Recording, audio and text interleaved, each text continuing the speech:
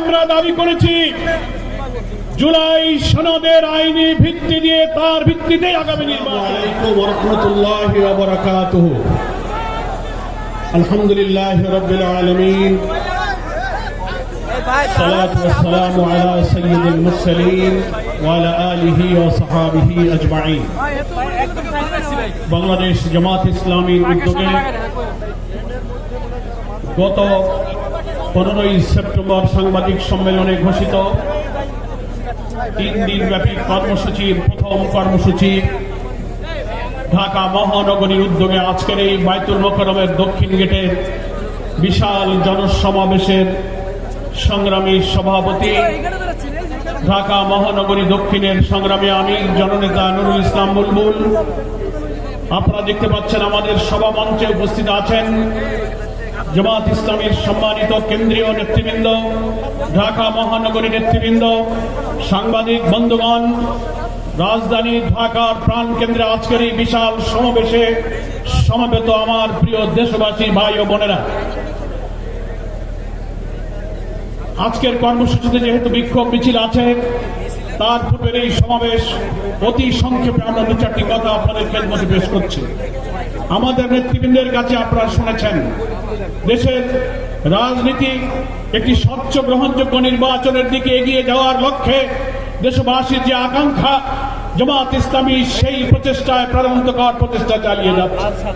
আমরা যেমন রাজপথে চেষ্টা চালাচ্ছি, ঐক্যমত্য কমিশনে আমরা চেষ্টা চালাচ্ছি, সরকারের সঙ্গে নীতি নির্ধারক যারা আছেন নির্বাচন কমিশনে সমমনা সমস্ত রাজনৈতিক দলের চতুর্মুখী প্রচেষ্টার মধ্য দিয়ে জামাত ইসলামী চায় একটি গ্রহণযোগ্য নির্বাচনের দিকে বাংলাদেশটা এগিয়ে যায়। কিন্তু দুর্ভাগ্য হল আমরা দেখতে পাচ্ছি একটি মহল রাজনৈতিক প্রভাব খাটিয়ে অথবা দুঃখজনকভাবে কোন শক্তির কাছে, প্রভাবের কাছে মাথা নত করে সরকার এবং এই সিদ্ধান্ত গ্রহণকারী কর্তৃপক্ষ কখনো কখনো লেভেল প্লেইং ফিল্ড রক্ষা করতে পারছেন না। আমরা দাবি করেছি জুলাই সনদের আইনি ভিত্তি দিয়ে তার ভিত্তিতে আগামী নির্বাচন হতে হবে। এখন একটি দল বাধার সৃষ্টি করে, প্রতিবন্ধকতা সৃষ্টি করে বলছেন এই সাংবিধানিক সংস্কার, এত সব সংস্কার নির্বাচনের আগে আইনি ভিত্তি দিয়ে সংস্কার করার কি প্রয়োজন?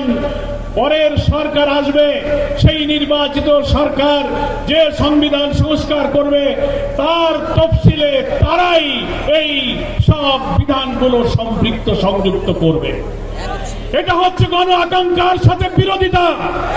গত 5 আগস্ট প্রধান উপদেষ্টা জাতীয় সংসদের দক্ষিণ প্লাজায় যে জুলাই ডিক্লারেশন, জুলাই ঘোষণা পেশ করেছিলেন, আমরা লেভেল প্লেইং ফিল্ডের ক্ষেত্রে যে রক্ষা করা হয়নি, গোপনীয়তা রক্ষা করে জুলাই ঘোষণার মধ্যে একটি বিশেষ মহলের চিন্তায় এই জুলাই ঘোষণা ড্রাফট করে সেখানে গণ আকাঙ্ক্ষার বিপরীত অনেক কিছু সম্পৃক্ত করা হয়েছিল। আমরা এটা সংশোধন করতে বলেছি, তার 25 নম্বর অনুচ্ছেদে বলা হয়েছিল এর পরবর্তী সরকার এসে সংবিধানে এই সংস্কার এবং জুলাই সনদ বাস্তবায়ন করবে। এটা গণ আকাঙ্ক্ষা নয়।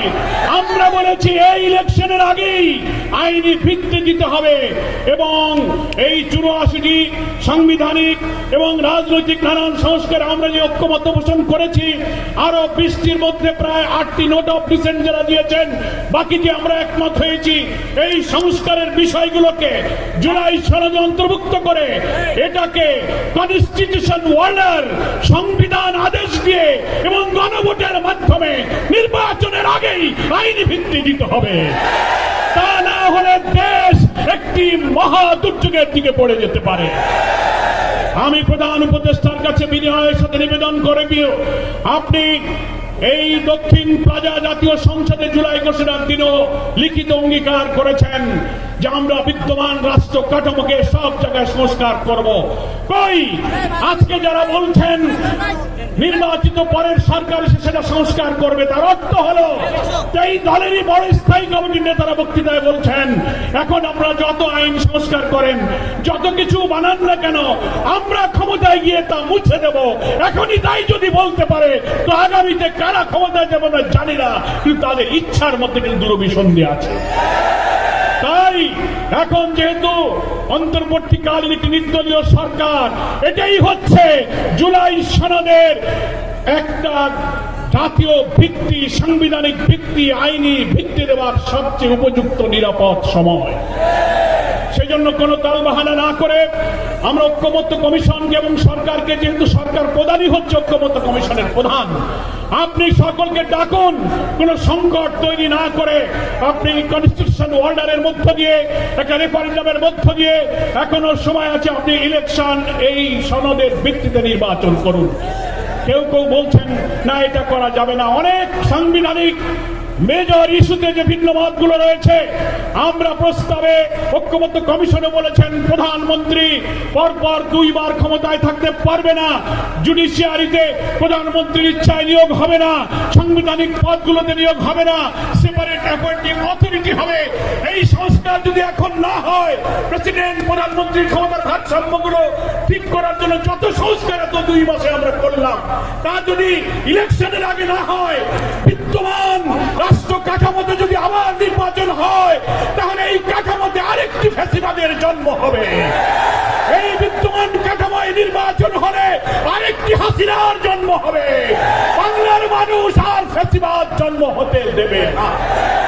সেই জন্য লেভেল প্লেইং ফিল্ড আপনারা মেনটেন করতে পারছেন না। জুলাই সনদের আইনি ভিত্তি দিন, কনস্টিটিউশন অর্ডার জারি করুন, গণভোট দিন, ফ্যাসিবাদের দোষরদের রাজনীতি অকার্যকর করে তাদের কার্যক্রম স্থগিত করুন, এবং আপনারা নির্বাচনের পূর্বে প্রতিশ্রুতি দিয়েছিলেন ভিন্ন মানবতা বিরোধী অপরাধীদেরকে দৃশ্যমান বিচার এই নির্বাচনের আগেই জাতির সামনে দেখাতে হবে। এগুলোই হচ্ছে আপনার প্রতিশ্রুতি বাস্তবায়ন করতে হবে। আপনি জনগণের কাছে প্রতিশ্রুতিবদ্ধ আছেন। তাই দেশবাসীকে আজকে বলবো, অনেকে বলছেন যে আপনারা আলোচনায় আছেন, আবার কেন আন্দোলনে যাচ্ছেন? এটাই হচ্ছে কারণ। আলোচনার টেবিলে যাচ্ছি, কিন্তু সে আলোচনার সফলতার মুখ ধরছি না। মনে হয় কোন চাপের মধ্যে পড়ে সরকার একটি সমান্তরের ফাঁকির দিকে যাচ্ছে। তাই আমাদের আন্দোলনের কর্মসূচি আমরা আজকে যেমন রাজধানীতে করছি, আগামীকাল সকল বিভাগীয় সদরে হবে, 26 তারিখে জেলা উপজেলায় হবে। দেশবাসীকে এই কর্মসূচি বিপুলভাবে সফল করে গণ আকাঙ্ক্ষা, উইল অফ দ্য পিপল, যেটা আমাদের আর্টিকেল 7 এর মধ্যে পাওয়া হয়েছে, এর ভিত্তিতেই জুলাই সনদের আইনের ভিত্তি দিয়ে এই নির্বাচনই হতে হবে। আমরা ফ্যাসিবাদের রাষ্ট্র কাঠামো সংশোধনের জন্যই এত রক্ত দিয়েছি, এত জীবন দিয়েছি। এখন যদি 2 মাস 3 মাস সংস্কার করার পর একটি দল বলে এটা পরে হবে, তাহলে এতদিন আমাদের কেন পরিশ্রম করালেন? সেই জন্যই আমরা বলছি আমাদের আন্দোলন এটা রাজনীতির অংশ। It is the part of politics.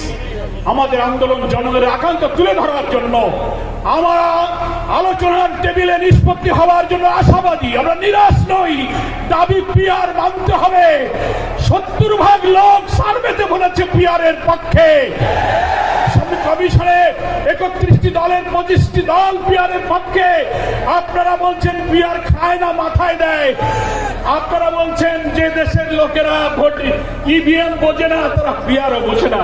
কোন রাজনৈতিক ব্যক্তিত্ব সম্পন্ন লোকেরা বলতে পারে না। আমরা চ্যালেঞ্জ দিচ্ছি, গণভোট দিন। পিআর পক্ষে আছে কি বিপক্ষে আছে, জনগণ যদি পিআর মানে তো আপনাদেরকেও মানতে হবে। আর জনগণ যদি বিপক্ষে যায়, আমরা জামাত ইসলামী তা মেনে নেব। কিন্তু কেন আপনারা গণভোটকে ভয় পাচ্ছেন? ভয় পাচ্ছেন কেন? পিআরের মধ্য দিয়ে যদি সকলের অংশীদারিত্বের ভিত্তিতে পেশি শক্তি, কালো টাকা মুক্ত কোয়ালিটি পার্লামেন্ট হয়ে একটি সুন্দর সরকার গঠন হয়, তাহলে যারা কর্তৃত্ববাদী সরকার ব্রুট মেজরিটি নিয়ে আরেকটি ফ্যাসিবাদী হয়ে উঠতে পারবে না, তারাই পিআরকে ঠেকাতে চায়। আসুন 5 দফা দাবির ভিত্তিতে গড়ে ওঠা এই আন্দোলনকে দাবি আদায় না হওয়া পর্যন্ত অব্যাহত রাখার অঙ্গীকার করে আজকে রাজধানী ঢাকার এই সমাবেশ থেকে বিদায় নিয়ে এখনই বিক্ষোভ মিছিলে যোগদান করব। আল্লাহ হাফেজ। বাংলাদেশ জিন্দাবাদ। জামাত ইসলামী জিন্দাবাদ।